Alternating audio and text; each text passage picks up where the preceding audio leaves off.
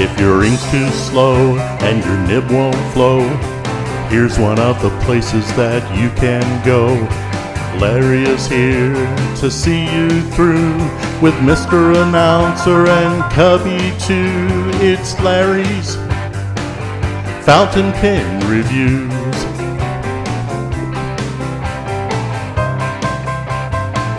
We are waiting for Mike to be here any time now, but he will be aboard. And what's going to happen is Mike's going to go more in depth about how he started, what he does, and break down the pens and show you how they really write. So there's going to be a whole lot of new stuff going on with Mike. And with that said, does anybody have any input on what would you like to see on Zooms? Well, I'd like to see. I think that I'd like to see. I don't know. I'm enjoying what you do. It's nice to see a whole bunch of people here that I haven't seen before, and some of you that I have. It's been a while. It's good to be on here. Good. I think is it next week that week after next Kevin comes on. Week after next. Week after next, yeah, Kevin will be here from Fountain Pen Revolution. I'm working on some left-handers to come on as well. The gentleman from Click will be on. Do you know what that date is? He'll be on soon. And of course, Tony, and it's a good thing our buddy Tony's on here because he's going to have a workout soon with Nino Marino from Natuno, Mayora, Delta. Yeah. I'm gonna try to locate. I'm gonna try to incorporate another one of my friends that's actually from Italy that will maybe assist me.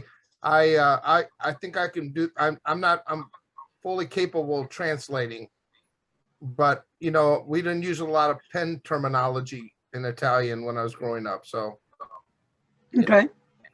So, but anyway, he stepped up to help with the translation the best he can. So that's going to be a winner.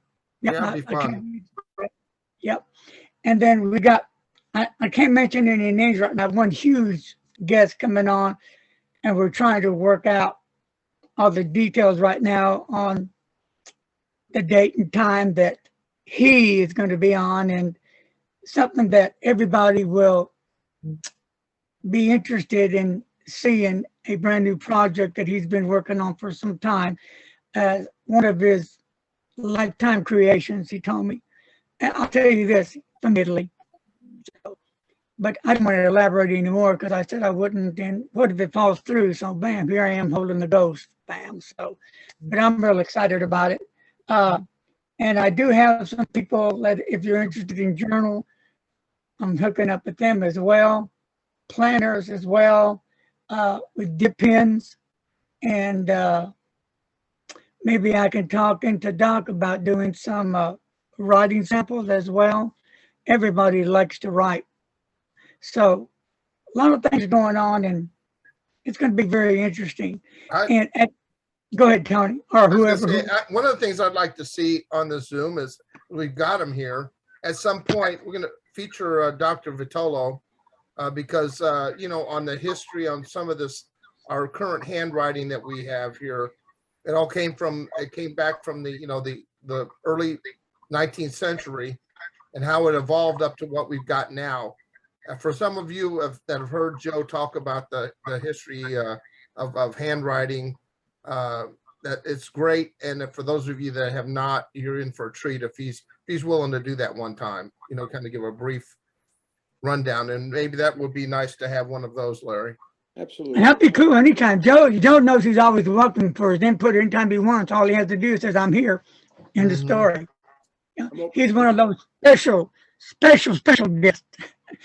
And so Joe, real quick, you know, when we went to Catholic school, well, I was taught one way how to write. Is that the way you're writing today, or has that changed a lot? There's so many different approaches. You know, you're talking about the Palmer method. There was the Zana Bloser method, which some schools adopted. Now there's the Danielian method. There's the cursive italic forms, and unfortunately, these different things. I'm part of the law. Hello? Yes. Somebody just asked a question. But- You know, so there's many different forms. It was all about business, you know, at one time, trying to capture the market and things like that. So, But even are back- they actually, but I'm curious, are they actually teaching penmanship in schools? It depends on the school. A lot of places stop doing it, but there's been a movement to try. I know it's surviving, at least in the homeschooling market. That's what Michael Sull's books were actually geared towards, Mhm. the home instructor. But presumes that the parent themselves knows how to write, you know, and but yeah, it's not dead by any means. It's just not considered the same level of importance as it was at one time. And that's sad, but it's true. There's other countries in the world that put, you know, writing of some kind, you know, at the top of their list for many things, but not here. Not here. Can I interject 1 second? There's a lady that I follow called It's the Postman's Knock. I'm assuming some of you might be familiar with her, but she just released a course for teaching children how to do calligraphy writing. So that's kind of cool. Yeah, Have parents learn and teach their kids together. the more we have out there, the better it is. I don't really care whether you print, you do italic, cursive italic, you know, script, round hand, whatever it might be, as long as you put pen to paper. That's the important thing. I've said it before in this forum and others that if we don't, you know, promote and use our pens, why are we going to need fountain pens in the future? Why even make them if you're not going to use them? So there's nothing wrong with collecting, but the whole goal is to try and, you know, put ink on paper, so to speak. So. Can I say hi to Mark Edwards? Hello, Mark Edwards. Yeah. Johnny. Just want to thank you for your first letter. I appreciate yours went out already. Thank you, sir. I didn't make the connection that you were the Tony. Well, I am a Tony. I'm not the Tony, but okay. Tony. Here you're Hey. the Tony. Hey, You've been promoted. Tony, he had to ask me if you were the Tony. That's right. I'm not. I just love writing. The all-knowing Canadian answered my question. That's right. That's right. The all-knowing Canadian. Mark, were you supposed to send me an email? Yeah, I was going to send it this weekend, but I hadn't got around to it about the pen I cases. just want to make sure I didn't miss something. Yeah, I will definitely get it sent. I've been having to be the subservient husband. So a question to Doc over here. What is a good age to start calligraphy for those who are interested? I think you have to start with the fundamental, and that's regular penmanship. Start there because, you know, one of the challenges of even the original Spencerian form is when you start putting shading into letters, like you see in Spencerian script, a very delicate shading, but still that switches the writing experience from a two-dimensional form of X and Y axis to a three-dimensional. To get that shade, you have to press into the paper to some degree, and that complicates the matter for a lot of people. Rather than just doing simply, you know, up, down, across, you know, you have to press that pen into the paper to get the shade. And I think I would avoid that in young children. Just let them print, you know, get basic idea what a pen is like, and just trying to keep it inside the guidelines is challenging enough.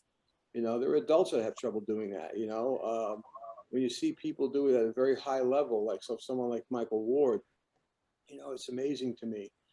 John DeCalabas, these folks, all they need is one baseline. They don't even need a header line. You know, it's control of the muscular movement. But that kind of control and which you can achieve with the child is how you have to lower the sights a lot. You can't really do that. Although there is an 11-year-old, Tony, that one girl we've seen, a little girl, 11 Wow, years old, incredible does work. Amazing. Hi, Mike. Work, you know. incredible. Mike, All right, in the house. We're going to go ahead and get started now. Okay. Mr. Mike has finally got on board. Thank you, Mike, for showing up today. And before he goes into his routine, why doesn't everybody go ahead and say your name and where you're from, because we got some new people that's on here that might be interested. So we'll start off with George. You're mute. Yeah, hey, I'm George, and I just want to let everybody, I'm from Sacramento, California. I just want to let everybody know that the last meeting I was there, You know, we talked and I talked with Mike at that time and got so excited. I was the only one that didn't have my green pen. And so I went ahead and went on board and I'm getting mine. It should be here Monday. Yay! Good one. Good Yep, one. I'm part of the group now. Okay, Stan, let's go to you. Hey, I'm Stan. I'm from Philadelphia, PA, and I will be in a local Philadelphia Inquirer newspaper and my pen club here. Can I interject here something? I'm so sorry to interrupt, but I've got some porno going on here on the bottom left of my screen. Does anybody else? After what? Porno. It's listed as Greg Heffley, but there was porno going on there. No, I have not seen. I've not seen that. No, I don't There's have a whole lot of it there a little bit ago. Okay, hold up. Thanks for sharing. We're doing what we can to correct it. You're gonna have to change the password to this thing at some point. The same password gets out there after a while, so you're gonna have to change that. And Yeah. And if you're the only administrator that knows how to do it, you see somebody that just shut them right up, ban them, kick them off, whatever you have to do. Yeah. But that's who that young man that was talking was, somebody who shouldn't have been on. Probably one of the two. Yeah, it's you may have to change. The password has been posted up there for a while, so Yeah. yeah. I'm sorry, I didn't mean to interrupt. I just didn't know. That's all right. All right. We did what we can on this end. So, all right, let's get back to continue. Has that already been corrected, Dan? Has that been taken care of yet? It's gone now, so yeah. Oh, okay. All right. Well, don't tell us what it was. I'll tell you later, Larry. Okay, let's have an introduction from Michael Simon. Michael Simon. Here we go, Mike. Hi. I haven't been on for quite a while, so good to be back and see a few familiar places. I saw Mike Green way back when, and I got one of his pens quite a while ago, early on, so it's a treat to see him again. And I'm calling from New Hampshire. Right. And Tina. I'm Tina, and I'm outside Chicago, right next to O'Hare Airport. How's the knee going, Tina? It's swollen, it's sore. I have the ice machine running right now. So slow but sure, it'll get better eventually. I just had surgery yesterday, so. How long will you be off teaching? You see, Mike, I can't he's get here. A week, maybe longer, depending on how it goes and what light duty they can come up with for me, where I can sit only, Okay. which should be interesting. Okay, Lana, please introduce yourself. I'm probably the only Canadian here, as has been alluded to by William Mark Edwards Esquire. No, William Mark Edwards III Esquire. I've been hanging out and playing with fountain pens for a very, very long time. Mm-hmm. Okay, next in line, Julia. Howdy, folks. I'm new to this, so I don't know how often you guys meet. But I'm from St. Paul, Minnesota, and my most recent acquisition is a Bennu True Unicorn. Whoa, where is it? It's really sparkly. Whoa, it's not focusing very well. Sorry about that. It's very sparkly. That's probably why. I love sparkly pens. Anyway, and I apologize. I'm eating dinner right now.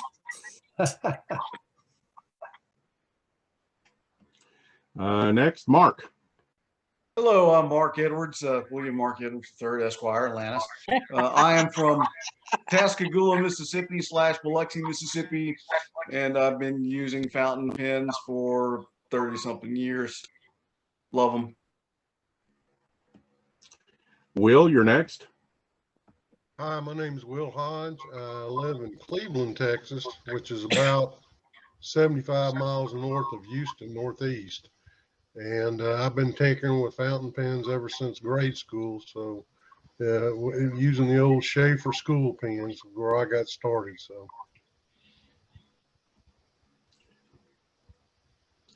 And Matthew, you're next in line.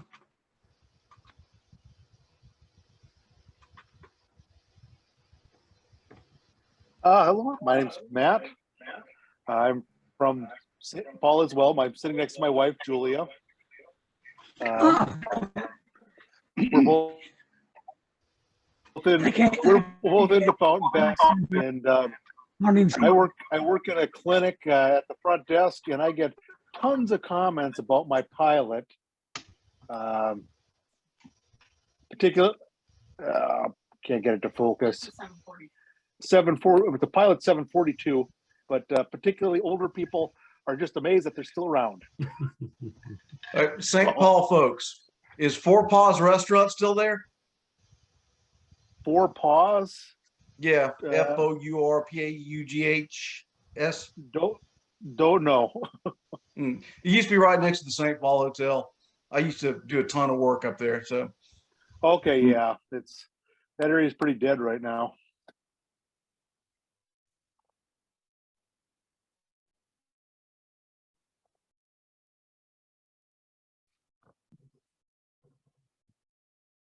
You're muted, Jake. Okay, I see it. Give me a second. Okay, let's go to Dan.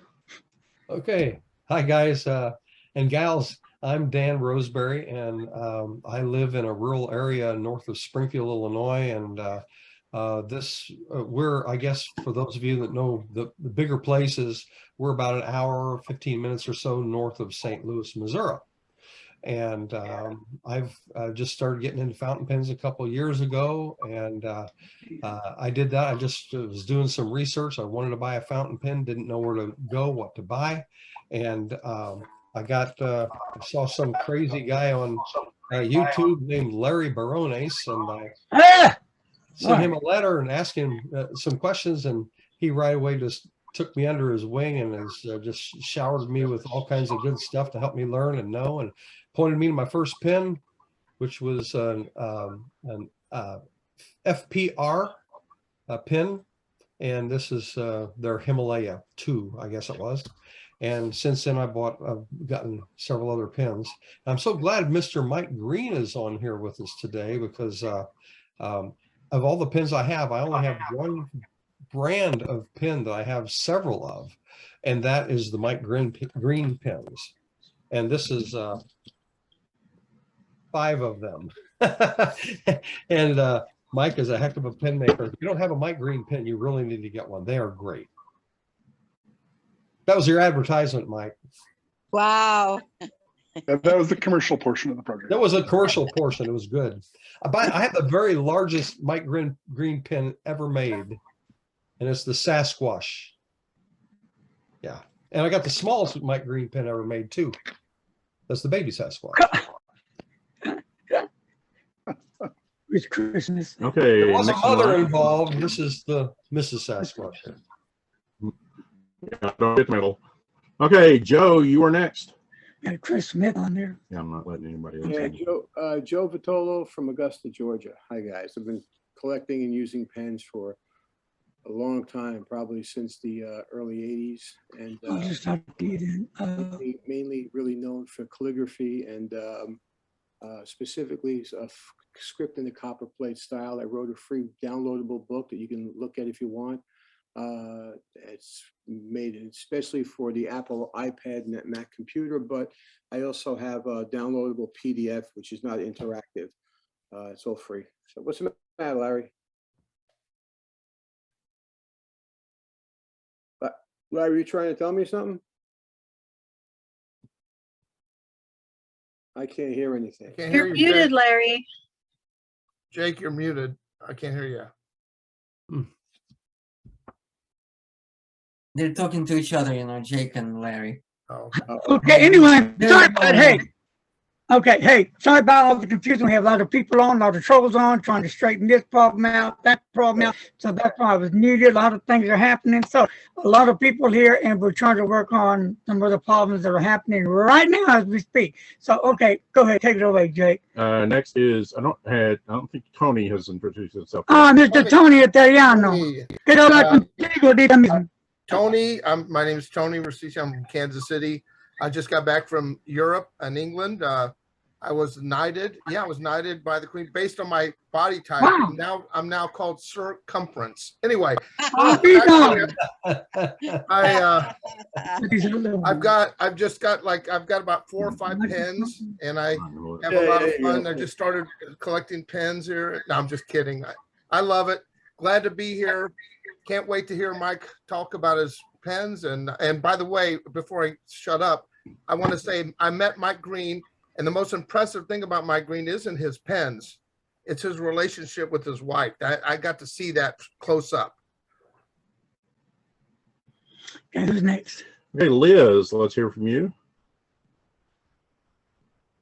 Is from Washington State, and I've been using fountain pens for over 50 years. Is that 1-5 or 5-0? No, we could 5-0. What did you do to your hair, Liz? I know, I got it chopped. They used to be really long, and I always wore it up, and I got it chopped off yesterday. It looks so different. Okay, Danielle, you are next. If you could tell us where you're from. You're muted. I just unmuted myself. Sorry. I'm go. watching inks as I listen to everybody. My name's Danielle Clayton. I live near the easiest place is Monterey, California. I'm about 15 minutes away. I just found your group, so I was excited to hear about it, to actually experience this. I usually volunteer every other Saturday at the aquarium in Monterey, so don't get an opportunity to do this often. I'll try. And I've been in fountain pens for a couple years now, about 4 years, 3 to 4 years. And probably my best fountain pen that I bought recently was a Kilkalum, the orange, because it's orange like a goldfish, which is one of my favorite fishes. So that's everything. I believe that's him. Okay, he's on screen now. Okay, Bill, good to see you. Tell us where you're from. Me? Yes, sir. From Maryland. Yes, weren't you near Fredericksburg, I think? The Bowie area. Oh, okay, must have been somebody else. Okay, Mr. Chris Smith, could you introduce yourself and tell us where you're from? Is my microphone working? We hear. It was. It's keeps going. I don't believe my camera's working.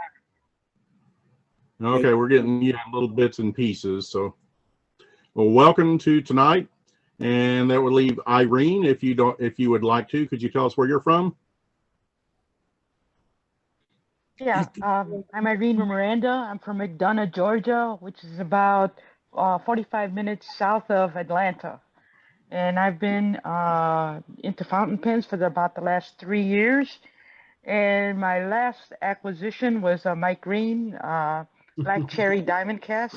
Don't have it with me because I'm in the process of cleaning out pens. So, but I have a couple of them, and I have to say it's a very prized possession. It's a beautiful pen, and it writes beautifully. So I'm glad to learn more about his new pens, and I'm most interested in knowing a little bit more about the number 8 nibs that he's offering. I don't have any personal experience with that, writing with a number 8 nib, and for those who are experts here, maybe they can talk a little bit about the difference in the writing experience between a 6 and an 8. Anybody want to elaborate on that? The writing experience is very dependent upon the make of the nib. Some nibs are a little thinner, a little bit more flexy, not spreadable, but at least they bounce a little more. My experience is the YOWO is the JOWO type nibs, which I use a lot, tend to be stiffer. The Bach has a little bit of give to it, but it really is a size thing. Some pens are large, like when somebody showed one of Mike's Sasquatch pens. Something like that, you don't want to put a number 6 in. You can, but the number 8 would fit the pen better. Sometimes it's more of an aesthetic choice than it is a functional choice.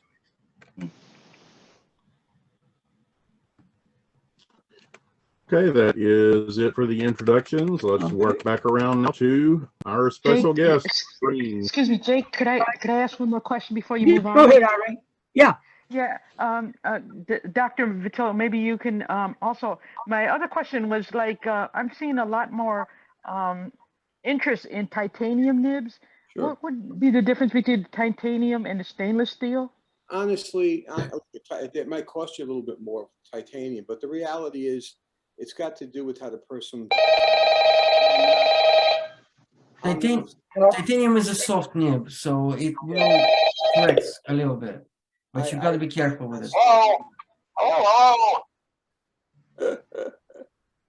I'm not somebody, I mean, I prefer to use gold nibs, but that's simply an aesthetic choice for me. I'm talking about 14 or 18 karat gold nibs. Though the one I write most with is a Sailor 21 karat, but it's not because of the characteristic of the gold. The tip on most of those things are all the same if it's iridium, but something like that. So it's more of your, I would agree with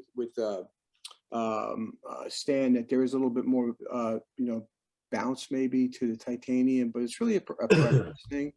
Can I write with steel nib or titanium? Absolutely. I built my reputation in calligraphy using steel nibs. And so it really is a matter of preference. And I just feel if I'm going to spend money on a pen, I've said this many times, I want to spend money on a pen with a gold nib, 14, 18, or 21 karat gold nib. But it's not because I'm going to argue that it writes better with those things. No, it's more of maybe a satisfaction of the ego. I don't know. But, yeah. I've noticed that the titanium nibs for me have a little bit more like a pencil feedback. Yes, yes, they do. Yes, and I like that. I've read that titanium nibs will, they're easy to spring them, and if you do that, you can't fix them because of the if you're nature of the not careful, material. yeah, you can spring them. Yes. Yeah. But then I have a titanium nib on my favorite Conid, and I find that it's essentially like a steel nib, but it's like a slightly bouncy steel nib. Yeah, I think that.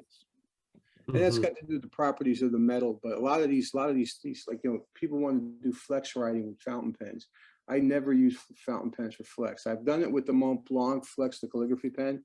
But, as with the experience I have with steel pens, using oblique pen holders, eventually those things split apart and you have to try to bend them back. But for gold doesn't have the what they call the point of permanent deformation, where the nib will not come back. With gold is a lot lower than it is with steel, and for the steel dip pens that you use for copper plate script, those are actually spring steel, and they're treated very specifically with metal on and off to get the temper correct for the metal.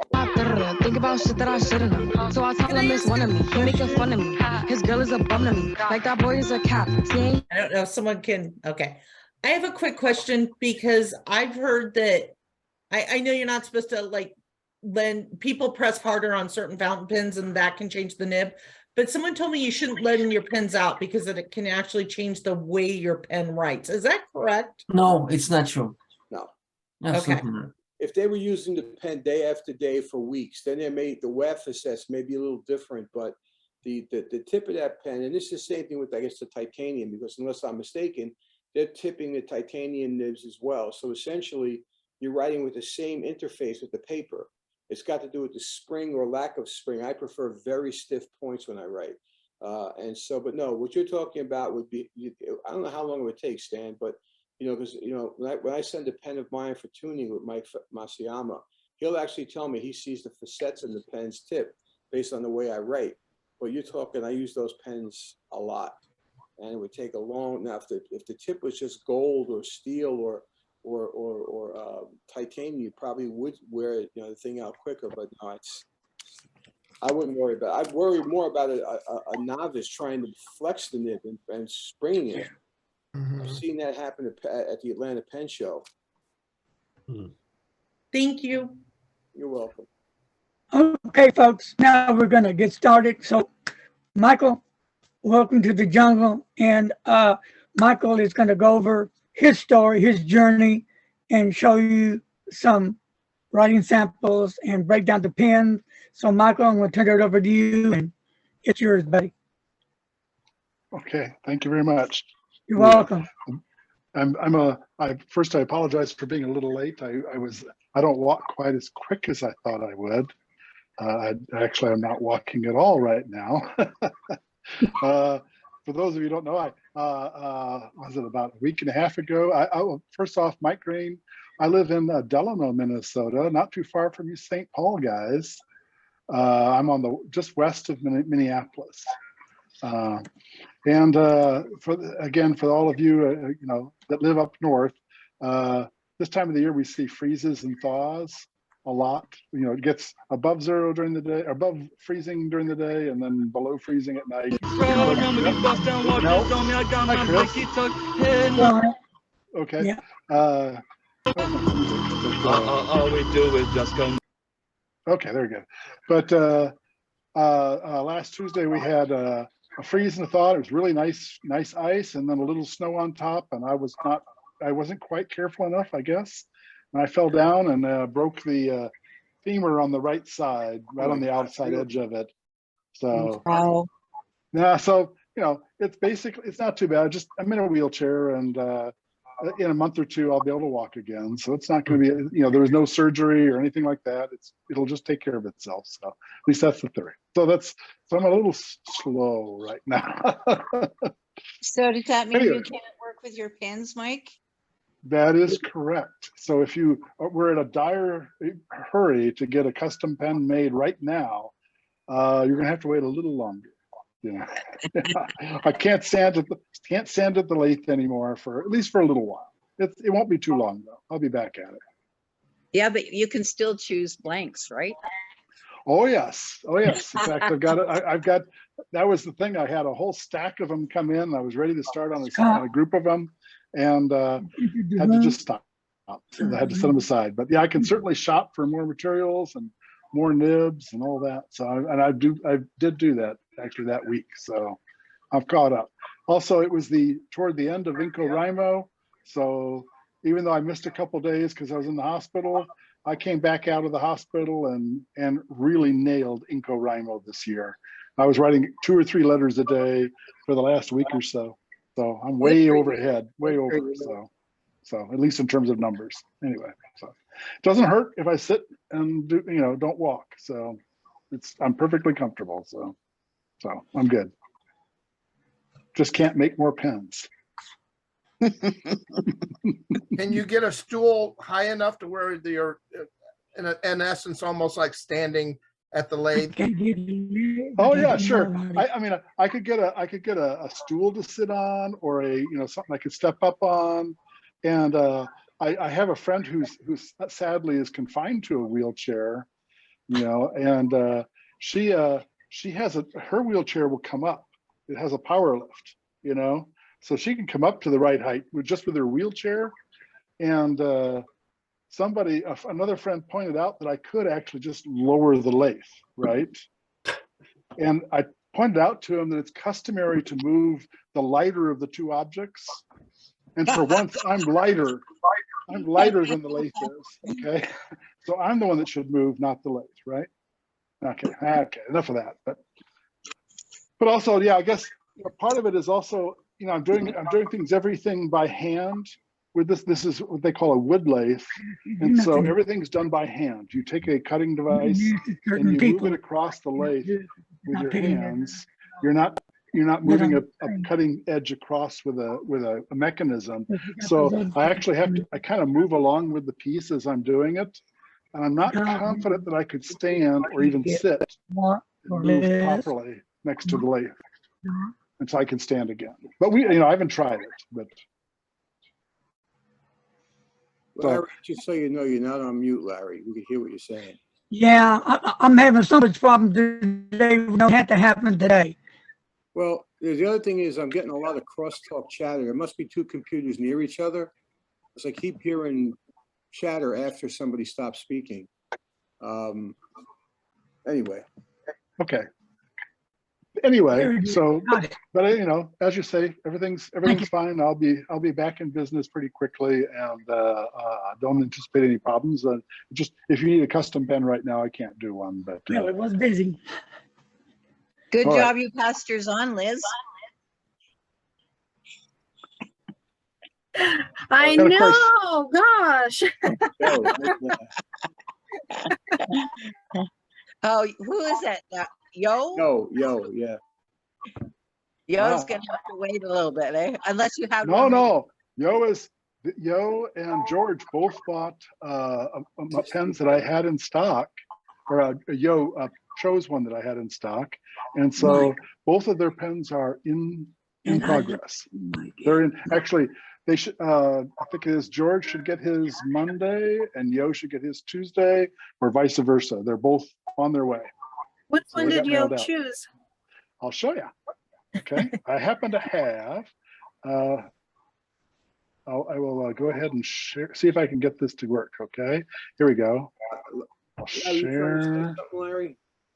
and then Yeah, I will. real quick before we start, you know, Okay. there's going to be a giveaway on a pen again. And so thank you, Mike, for doing that. But then we have so many people on today. I'm going to go ahead and match that and pay it forward with another pen that I'll buy to give away as well. So we'll have 2 Whoa. lucky winners today. Two. All right, but Wow. take it away, Mike. Okay, can you see that? Yeah, it's Yeah, beautiful. very cool, very cool. This is the pen he chose. It's made with the material called Wildfire by the Pensmiths.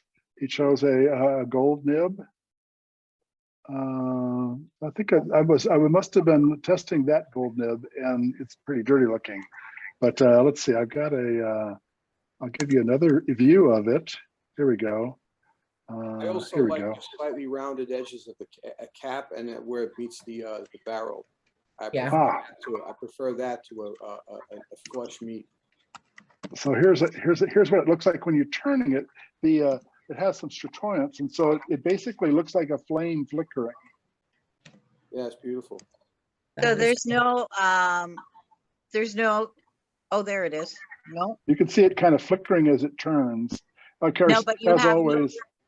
I'm sorry. No furniture on it at all? Like no roll stuff? No. It's pretty straight, you know, on the outside, and then again it has a Bach number 6 nib like that. So there you go. And just in case you're curious, I'll get rid of those. Whoops, I didn't mean to close them, but that's okay. Let's see here. I gotta move over here. Here we go. This is the one that George bought after our last meeting. This is the liquid steel pen. It has a pretty.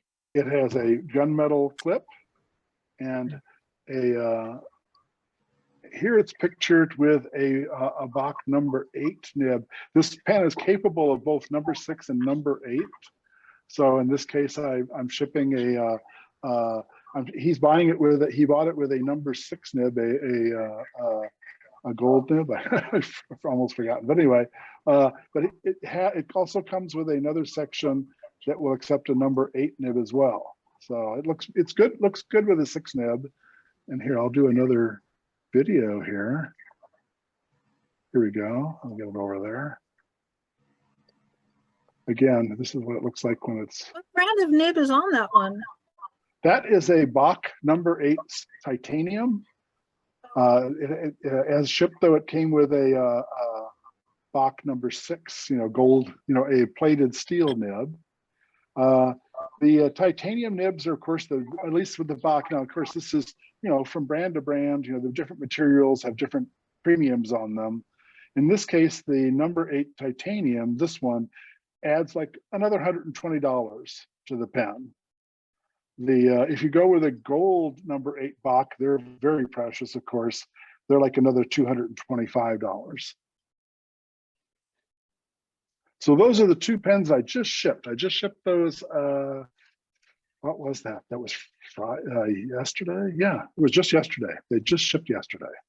I will come off this share here. Here we go. So those are the ones that they were in stock. So anything that's in stock is fine. That can go. I can't actually go to the mailbox, the post office myself, but I do have a shipping department, aka my wife, who has been very gracious. I sent her to the post office twice yesterday, and she was gracious enough to go ahead and take care of those for me. So those 2 pens got sent out. Anyway, let's see, where was I? Anything else? Mike, Yeah, go ahead. Mike, Go ahead. Bill has a question in the chat. He's asking, does Bach offer a steel number 8? A steel number 8. Boy, I can't. Believe they do. I believe I they believe so. Yeah. I off the top of my head, I don't remember what materials. They do offer a lot of materials. They also offer in the number 6 nibs, they offer gold, and I know that I know they do palladium in one of the sizes, or used to. A lot of it, sometimes it's a matter of whether things are actually in stock and available. But yes, they do a variety of materials. There are also a couple people that have started making steel nibs in the Bach number 8 size using the same nib unit that's compatible with a Bach. And like here's I'll hold this up to the camera. I don't know if my camera is going to behave itself, but this is that Bach titanium nib, and so it's a little bigger. Actually, here I'll switch. If you want me to, I can switch here. I'll do this. I'll switch to different. I was somewhat prepared. I was working on it this afternoon, so let's see how well my technology works. I'll switch there.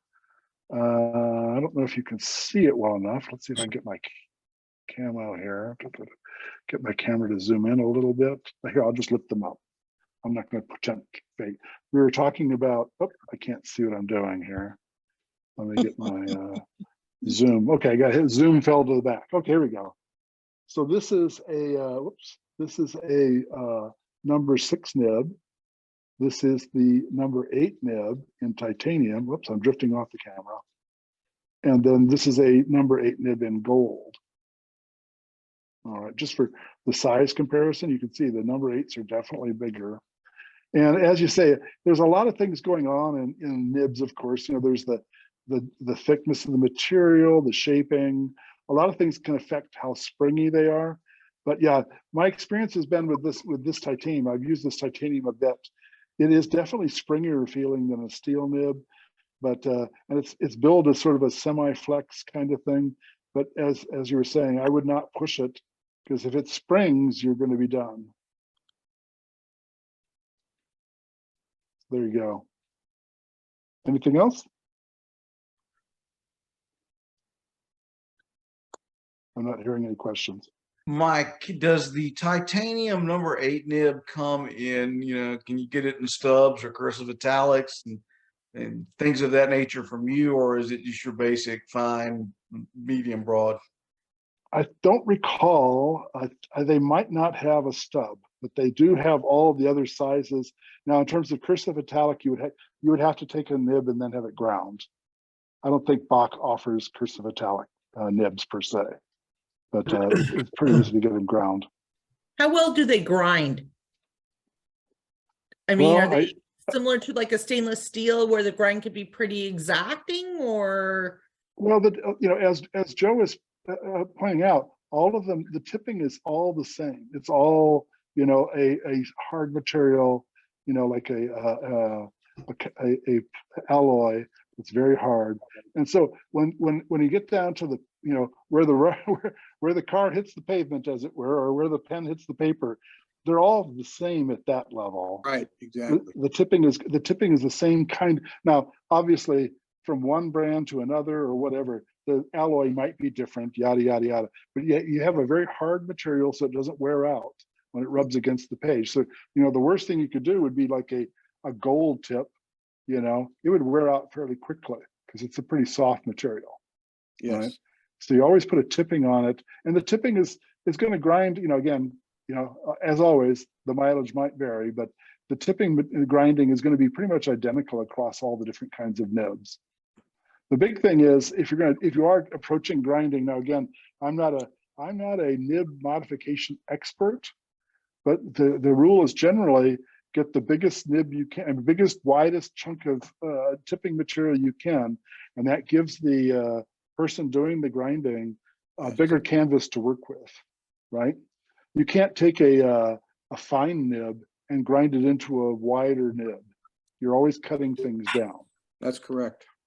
I think I may have said this the other night. Masayama, I wanted an extra fine needle point, and he wanted to start with a medium. I was surprised by that, but he wants material to play with, you know, so it made sense to me after I thought about it. So, right, not my cameras. Sorry, my camera's misbehaving, but Here we go. I'm gonna whack up the, so there it goes, okay. There you go, Mike. Yeah, this camera, I'm still fighting camera technology here. You know how that is. But We've anyway. had problems on this too already. Yeah. So anyway, any other questions before we move on here? before you move on, Mike, can I Oh, just sure. can I just post something real quick? I know it was someone was asking about size differences. So here Oh is yeah, let's do it. here is it really illustrates. This is from a Mr. Cypress site. I have the pen with the nib, the small. You see the smaller nib? That's actually a Bach number 6. The one to the right is a number 8. The same pen, but you notice the difference in the grip section and the width of that nib. In my opinion, the one on the right is more aesthetic for that size pen. These are huge pens, and the 6 is just a little too small.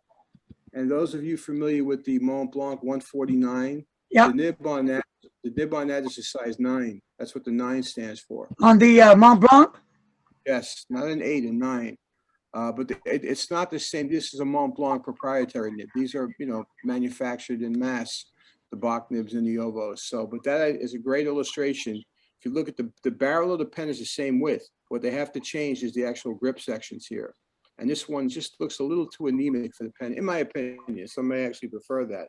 But this is a massive pen. Anyway. Real quick, if you don't mind, let me ask Doc a question real quick, because these pens interest me. So, Doc, when they make these pens, how they get the designs or the animals on these pens? They start with flat drawings, and then they cut the abalone and mother of pearl out with little hand saws. But then they also put separations. They break them into individual slivers, and then they lay it around the pen, and then they polish it down. Some methods, they actually cut them into individual pieces and put them together like a mosaic. But this is a very old technique. They're beautiful pens. They're gorgeous. Yeah. But the difference in that 8, I wish I could have the number 8 nib in that. But having said that, it's really an aesthetic thing. Although the larger nib may sometimes be, and Lannis could probably speak to this more. I'm not a big Pelican person, but the M1000 has a lot more spring to it than the M800 does, in my opinion. Right. I agree. Yeah. And I think Lannis, they may use the same starting blank, and then just to get the extra size, maybe press it a little bit further. I don't know if they have the same thickness, but it's definitely it's uncomfortable for me to write with the M1000. I prefer the M600 or the M800. 800? Yeah. The M1000 is definitely springier. Yeah, definitely. And larger too. It's bigger than the 800. And it's not flex. It's just springy. Springy. Right. You can feel it doing this when you write, even though the tines aren't spreading, and you can feel the nib going, like this because it's so soft. It's very unique. It's crazy, and the line is obnoxiously wide. It's a whole fire hose with me. Yeah. All right, Mike, let's go ahead and go back to you, buddy. Thank you, sir. Okay, no, that's fine. And by all means, interrupt me if you have something you want to ask more details about something. This is not a, we're not on a fixed script or anything like that. So let's just keep going. But basically, let's say I guess where I was gonna let's see, I got into fountain pens when I was in about 7th grade or so. I won't say how long ago that was. That was a long time ago. I use fountain pens a lot. I like to write. I loved how I discovered them. I discovered how nicely they write, how smooth they are. You don't have to press down on them. And so I used them throughout school and then kind of went digital. And then about 5 years ago, I rediscovered fountain pens, and it's been going that way now. We got our clocks going here, but and about 2 years ago, I just decided to dive a little deeper. And a friend of mine started talking about making pens, and he was gonna make me a pen, but then somehow I ended up making him a pen, and that's where it went. And so I've been making pens now for the last couple of years. I've gone a long way. I've learned a lot, and of course, I've got a lot to learn yet. So I'm working on it. I'm having a lot of fun. I make pens that I like to use mainly. I pretty much stick. That's why I did do a lot of the some of the other pens, some of the like roller balls and such. But my love is really fountain pens. So I pretty much have gravitated toward the custom fountain pens. That's where I really like to be. Are you still doing Ebonite? Or has your wife told you that the stink is too bad? Well, I think Larry's pen there, the orange and black one, that was in that was a recent pen, and I can bring up a picture if you want me to, real quick. Yeah, go ahead, please. I'll do it that way. That's a plus. If you hold it up to your camera, Go ahead and really put it. I just got to show it anyway. No, it's okay. Let's see here. I'll get it. I got a picture of it. Nice color combination. Yeah, orange and black is sort of a classic combination. If I can find the picture here. Oh, I'll do the post. Sorry. Oh, I'm fighting technology again. There we go. Posted. That orange and black is kind of typical of Delta. They were big on the Dolce Vita. Oh, there it is. Okay, sorry. It was a little further back than I thought. Here we go. It wasn't. I made a group of pens since then, so I was looking at my pictures. Here, I'll share it here now. If I can switch. I'm not quite as adept as I wish I was with this. Here we go. Share. To go. There you go. Can you see it? Oh yeah. Oh yeah. Okay, that's Larry. Larry commissioned this pen, and basically it's in a material called sunburst orange on the body of the pen, and then the cap is black ebonite, and the section is black ebonite. You can't see it in this picture. I could probably find that barrel reminds me of a dreamsicle. Yeah, it has sort of a dreamsicle. Yeah, there you go. Color to it. You're right. Hey Larry, we should do? We should take this particular pen as the model and maybe make an official Larry Zoom, collector's pen, and have Yeah. I did that. The fountain pen, not network. Oh, look at Mark's got one. Yeah, who has one? Mark. Yeah, so maybe this is sorry, this is the Delta, right? Dolce Vita. Yeah. This is a mid-size. It has that beautiful creamsicle looking acrylic barrel too. But Mike's pen will probably write better than this one. Well, I do cheat. I will admit that. All of my pens come with tune nibs. Mm-hmm. So I start with a standard Bach and standard Yovo nibs, and I send them all off to Kirk Spear of Pen Realm, and he tunes all of my nibs. I started out trying to pick out the better nib and just stopped doing it. So here, my lovely model is opened it up so you can see the black section. There you go. That's really nice, Mike. Thank you. Yeah, I was very pleased with it. I was somewhat, how do you put it? I was somewhat doubtful at first when I started with the combination. You may realize, if you look through my pens, you'll see I don't do combinations very much. And sometimes it's practical things. And there is a running joke with pen makers. If you make enough mistakes, you run out of the material you're making the pen out of, right? You might have enough material. And then if you make too many mistakes, you run out of material, and then the joke is they get a black cap. Okay. I think that'd be a great idea, Larry. Some special price for the members of your group, and I'm going to put one up there. It was the Fountain Pen Facebook group that I belonged to. I'm still a member of it.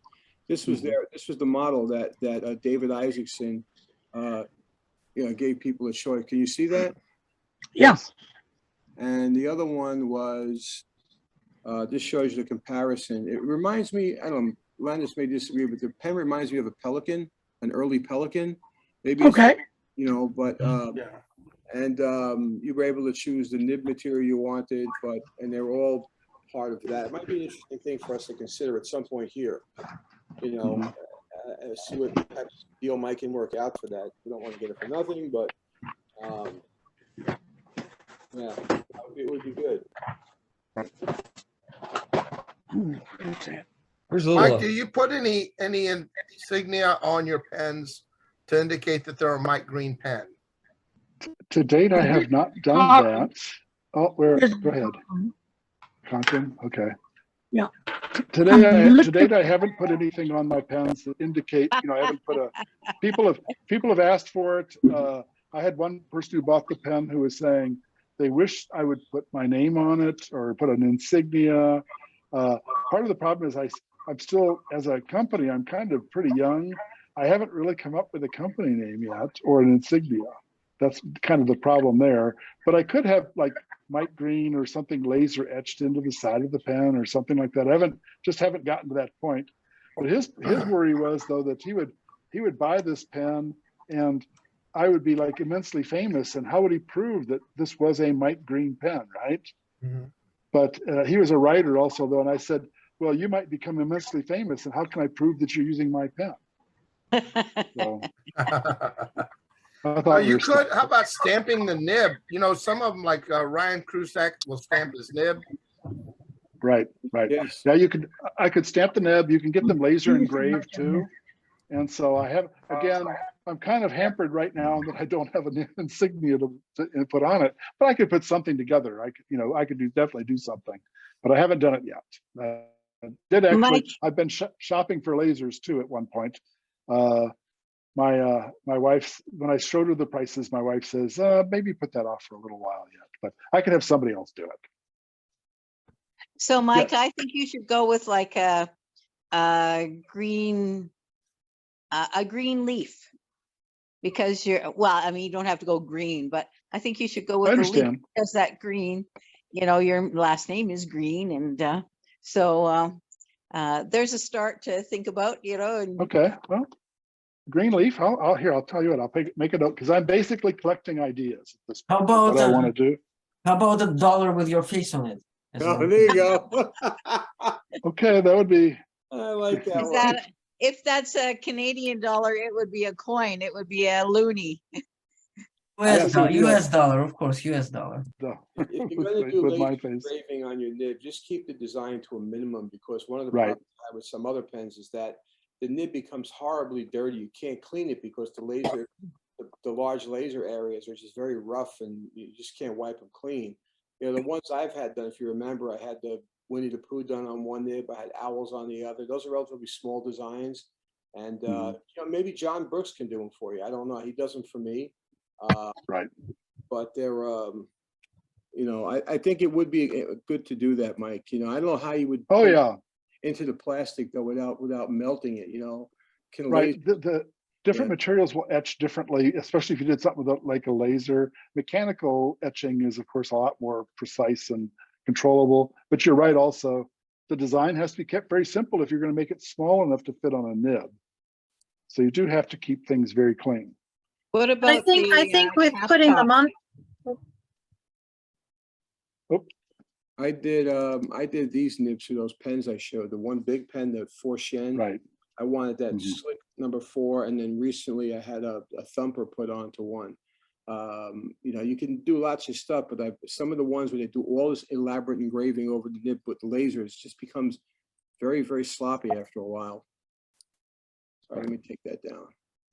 I think doing the engraving on the nib doesn't say that this is still your pen, because you can always remove the nib. Yes. Correct. Right. You can move the nib around. Yes. Yeah. That's true. So what about a band or a cap band or a ring or something to that effect? Right. You could do a finial, a band. Yeah. There's a lot of different places you could put your name. Yes. And historically, people have put their names in a lot of different places on pens. So I could do all of those things. Mike, when Nino Marino comes, you could ask him. I mean, what process did they use to put it into their acrylic or their plastic? Because they mark their, even Leonardo with Sal. I mean, they do some elaborate, just regular lettering, nothing fancy. But I think it's good to have it on there. You can even for you could do it as a roll stop too. Yeah, number them. Right. Yep, I've done a couple roll stops as well. I mean, there's a lot of places where you'd have the opportunity to put something in. Right. Definitely. I was gonna say, like the old Parkers, like the celluloid ones that I collect, they used to be stamped. And Yeah, yes, right. that wears off over years, but it is a possibility you could stamp and then that way it's on the pin itself. Right. Yeah, mechanical stamping or even like I say, mechanical etching, you know, where you're cutting the lines would work very well on almost any material. Fountain pen reviews.